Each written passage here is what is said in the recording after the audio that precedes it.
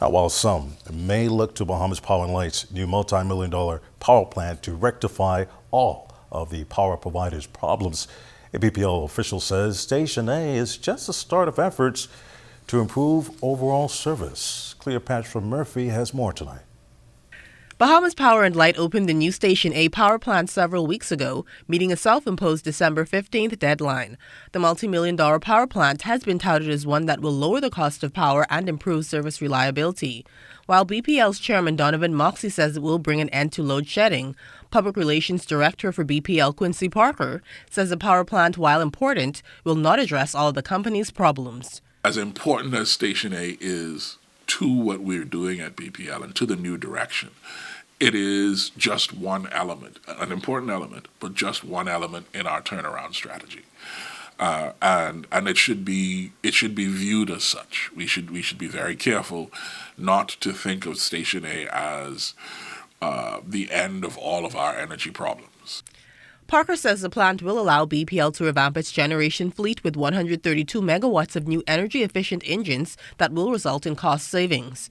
While the public should not expect many generation outages, he says there are other things that need to be done. The transmission and distribution system has its own issues, and it's very vulnerable. And so it is very possible that we may have a technical fault that knocks out a circuit here or a circuit there. Somebody might run into a lamp pole.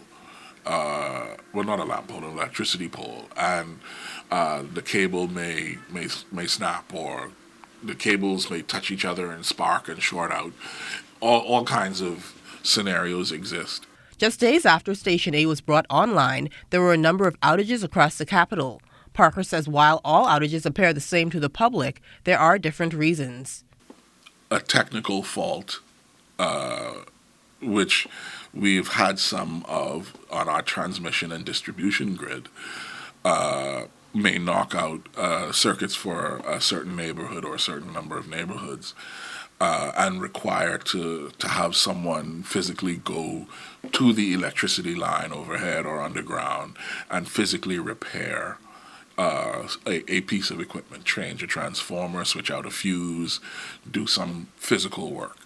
Station A was brought online with all 7 of its Wärtsilä engines tested on the grid at full capacity last month, but Parker says 2 are currently online, with plans to stagger them onto the grid to handle peak summer loads. That means we won't put all 7 online at the same time, because that would mean that when it's time for us to do maintenance, we would have to take all 7 off at the same time for the 30-day maintenance period, right?